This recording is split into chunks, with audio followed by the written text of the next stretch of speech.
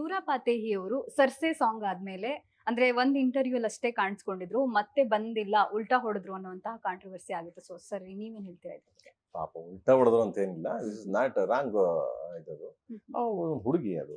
So ಆ ಟೈಮಲ್ಲಿ ಅವ್ಳಿಗೇನೋ ಹಿಂದಿ ನಾಟ್ಲಿಕ್ಕೆ ಕನ್ನಡ ಆಗಿಲ್ಲ. ಆ ಟೈಮಲ್ಲಿ ಪಾಪ ಅವ್ರಿಗೇನೋ ತೊಂದರೆ ಆಗಿರ್ಬೇಕು, ಅವ್ಳಿಗೆ ಎಲ್ಲೋ ಎದುರಿರ್ಬೇಕು, ಇಡೀ ದೇಶ ಅದ್ರ ಬಗ್ಗೆ ಮಾತಾಡ್ತಿದ್ದಾರೆ ಅಂತಂದಾಗ. ಅದಕ್ಕೆ ಯಾಕಂದ್ರೆ ಹಿಂದಿ ವರ್ಡ್ಸ್ ನಮಗೂ ಅದು ಇದಿರ್ಲಿಲ್ಲ. ಕನ್ನಡದ ನಾಟಕ ಕನ್ನಡ ನಾಟ್ಲಿಕ್ಕೆ ಇಂಪಾರ್ಟೆಂಟ್ ಇರ್ಲಿಲ್ಲ ಆಗ. ಯಾಕೆಂದ್ರೆ ಕನ್ನಡದಲ್ಲಿ ಯಾವ್ದು ವಲ್ಗಾರಿಟಿ ಇರ್ಲಿಲ್ಲ. ಅದ್ರ ಕೆಲವರು ವಲ್ಗಾರಿಟಿ ಇದ್ದಾಗ ಕೆಲವ್ರು ಅದನ್ನ ಕಂಡಿಡಿದ್ರು. ಏನು ಹೇಳ್ತಾರಲ್ಲ, ಕಳ್ಳನ್ ಮನ್ಸು ಒಳಗೆ ಎಂದಾಗ ಅದನ್ನ ನಾವು ಸೊ ಓಕೆ ಅಂತ ಅದನ್ನ ಬಗ್ಗೆನೇ ಯೋಚನೆ ಮಾಡಿಲ್ಲ. ನಾ ಯಾವಾಗ ನನ್ನ ಫ್ಯಾನ್ಸ್ಗಳು ಹರ್ಟ್ ಆಯ್ತು ಅಂತ ಯಾವಾಗ ಇದ್ ಮಾಡಿದ್ರು, ಸೊ ಪ್ರೇಮ್ ಅವ್ರ ಬಗ್ಗೆ ಮಾತಾಡಿದ್ರಲ್ಲ ಹಿಂಗೆಲ್ಲ ಅಂತ, ಅವಾಗ ನಾನು ಎಲ್ಲರಿಗೂ ಯಾರಿಗಾರ ಹರ್ಟ್ ಆಗಿದ್ದೆ ಸಾರಿ ಅಂತ ಹೇಳಿದೆ.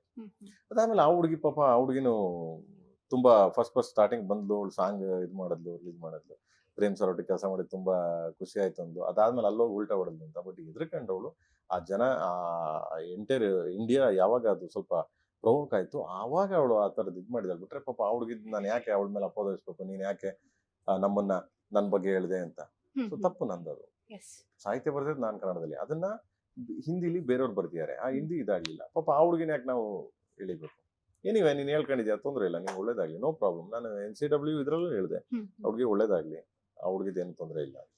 ಸಿಂಪಲ್. ನಾನು ಯಾಕೆ ಬಿಟ್ಕೊಡ್ಬೇಕು? ನಮ್ಮ ಕಲಾವಿದ್ರು ಒಂಥರ ಲೈಕ್ ನಮ್ಮ ಇದು, ಅವಳೆಲ್ಲ ಬಾಂಬೆಲಿ ಇದ್ದಾಳೆ, ಬಾಂಬೆಲಿ ಇದ್ಬಿಟ್ಟು ನಮ್ಮ ಬಗ್ಗೆ ಹೇಳ್ಬಿಟ್ಟು ಅಂದ ತಕ್ಷಣ ನಾನು ಯಾಕೆ ಒಂದು ಹೆಣ್ಮಗು ಬಗ್ಗೆ ಮಾತಾಡ್ಬೇಕು? Not good. Sir Dhruva Sarja ಅವ್ರನ್ನ ಡಿಫ್ರೆಂಟ್ ಆಗಿ ತೋರಿಸಿದ್ದೀರಾ ಇದರಲ್ಲಿ.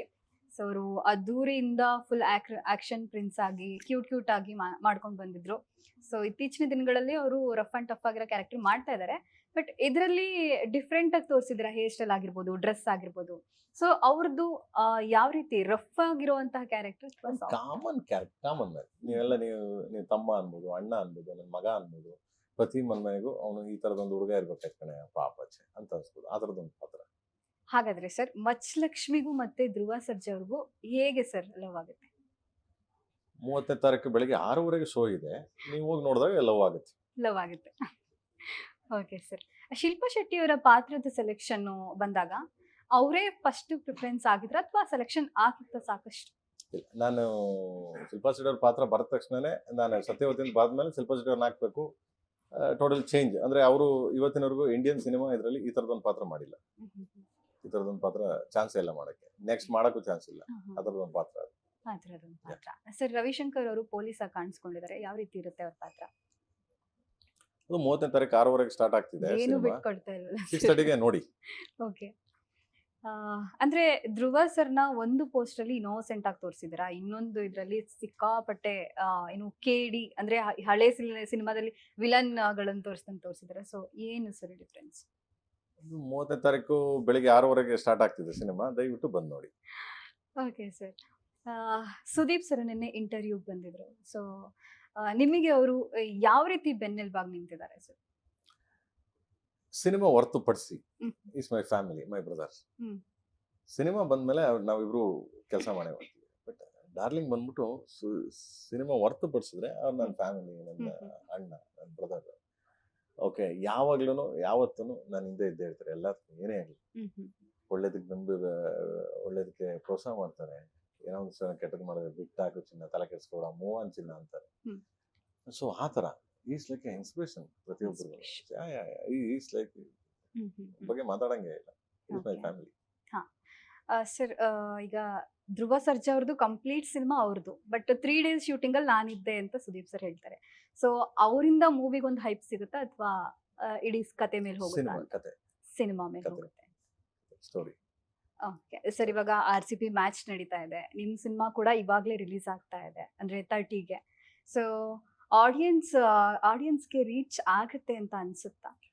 ಯಾಕೆ ನೀವು RCB ನೋಡಕ್ ಹೋಗ್ತೀರಾ, KD ನೋಡಕ್ ಬರ್ತೀರಾ? ಅದೇ ಸರ್, ಆ ಗೊಂದಲದಲ್ಲೇ ಇರ್ತಾರೆ. ನಿಮಗೆ ಯಾವ ತರ ಅನ್ಸುತ್ತೆ? ಅಲ್ಲ, ನಾನು ಅದನ್ನ ನಿಮ್ಗೆ ಕೇಳ್ತಾರೆ, ನೀವು RCB ನೋಡಕ್ ಹೋಗ್ತೀರಾ, KD ನೋಡಕ್ ಬರ್ತೀರಾ ಅಂತ. ಗೊತ್ತಿಲ್ಲ ಸರ್.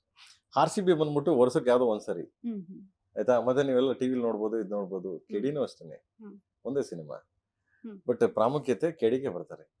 RCB ಬಂದ್ಬಿಟ್ಟು ಸಂಜೆ ಮ್ಯಾಚ್ ಇದೆ ಅಲ್ವಾ, ಸೊ ಏನೇ ಆದ್ರೂ KDನೇ ನೋಡ್ತಾರೆ ಅಂತ ನಿಮ್ಗೆ ಅನ್ಸುತ್ತಾ? ಅಷ್ಟು ಕಾನ್ಫಿಡೆನ್ಸ್ ಇಂದ 100%. ನಮ್ ಕನ್ನಡಿಗರಮ್ಮ, ಕನ್ನಡ ಸಿನಿಮಾಗಳು ವಾಟ್ ಇಸ್ ದಿಸ್ ಮ್ಯಾನ್? ಅಂದ್ರೆ ಕನ್ನಡದಲ್ಲಿ ಈ ರೀತಿ ಒಂದು ಸಿನಿಮಾಗಳು ಬರೋದೇ ತುಂಬಾ ಕಡಿಮೆ ಆಗಿ ಹೋಗಿದೆ ಇವಾಗ. ಸೊ ನೀವು ಮಾಡಿದೀರಾ, ಎಷ್ಟು ಖುಷಿ ಇದೆ ಸರ್. ಮಾಡ್ತಿದೀವಿ ಮಕ್ಳ. ಸಿನಿಮಾ ಹ್ಮ್. ಸಿನಿಮಾ ಮಾಡಿದಾಗ ಸೊ ಪ್ರತಿಯೊಬ್ಬರಿಗೂ ಒಂದು ಆಸೆ ತಗೊಂಡೋಗಿ ಜನಗಳಿಗೆ ರೀಚ್ ಮಾಡ್ಬೇಕು ಅಂತ. ನೀವೆಲ್ಲ ಇದ್ದೀರಾ, ರೀಚ್ ಮಾಡ್ತಾ ಇದ್ದೀರಾ, ಸೊ ಖುಷಿ ಆಗುತ್ತೆ. ಸೊ ಸಿನಿಮಾ ನೋಡಿ ವಿಜುವಲ್ ಹೊಡೆದಾಗ ಅವಾಗ ಇನ್ನೂ ಹೆಮ್ಮೆ ಆಗುತ್ತೆ, ಸಾರ್ಥಕ ಆಯ್ತು. ಸೊ ಅಷ್ಟು ಬಿಟ್ರೆ ಸರ್ ಸಾಂಗ್ಗಳ ಸೆಲೆಕ್ಷನ್ ಮತ್ತೆ ಪ್ರಿಪರೇಷನ್ ಹೇಗಿತ್ತು ಸರ್ ಈ ಸಿನಿಮಾದಲ್ಲಿ? ಸಾಂಗ್ಸ್ ಇಲ್ಲದ ಫಸ್ಟ್ ಇಂಡಿಯನ್ ಸಿನಿಮಾ ಇದೆಲ್ಲ ರೆಕಾರ್ಡ್ ಮಾಡಿದ್ದು. ಫಸ್ಟ್ ಇಂಡಿಯನ್ ಸಿನಿಮಾ ಹೈಯೆಸ್ಟ್ ಇದರಲ್ಲಿ ರೆಕಾರ್ಡ್ ಮಾಡಿದ ಸಾಂಗ್ಗಳು. ಇವಾಗೆಲ್ಲ ಕೇಳಿದ್ದಾರೆ, ಎಲ್ಲ ಸಾಂಗ್ ರಿಲೀಸ್ ಆಗ್ಬಿಟ್ಟಿವೆ. All songs use biggest hit ಎಲ್ಲ ಕೇಳಿದ್ದಾರೆ, ಎಲ್ಲ ನೋಡಿದ್ದಾರೆ. ಸೊ ನಮ್ದು ಎಲ್ಲ ಪ್ರತಿ ಕರಿಯ ಸಿನಿಮಾ ಇಲ್ಲಿವರೆಗೂ ನನ್ನನ್ನ ಸಾಂಗ್ ಅಲ್ಲಿ ಯಾವತ್ತೂ ಸೋಲ್ಸಿಲ್ಲ.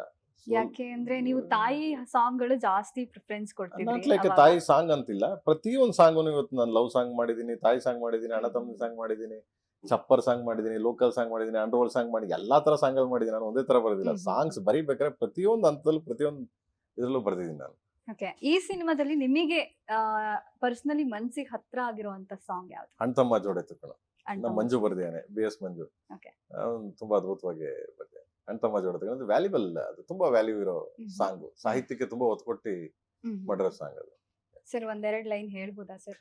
ಅಣ್ತಮ್ಮ ಜೋಡೆತ್ತು ಕಣೋ, ಜೀವನ ಸಮವಾಗಿ ಎಳಿಬೇಕು ಕಣೋ, ಒಡಹುಟ್ಟು ಒಂದೇ ಸಾರಿನೋ, ನಾವು ಒಟ್ಟಾಗೆ ಬಾಳ್ಬೇಕು ಕಣೋ.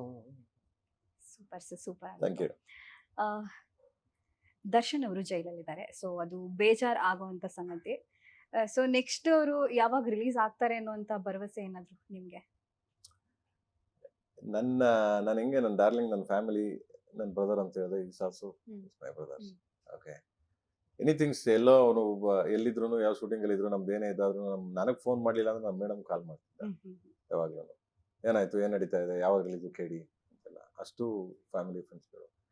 ನನಗೆ ಒಂದೇ ಗೊತ್ತು, ಸೊ ಅತಿ ಶೀಘ್ರದಲ್ಲೇ ಆರಾಮಾಗೆ ಎಲ್ಲ ತೊಳ್ಕೊಂಡು ಸೊ ಬರಲಿ ಅಂತ ಆ ಚಾಮುಂಡೇಶ್ವರಿ ತಾಯಲ್ಲಿ ಬೇಡ್ತೀನಿ, ಅಷ್ಟೇ ಗೊತ್ತಿದೆ.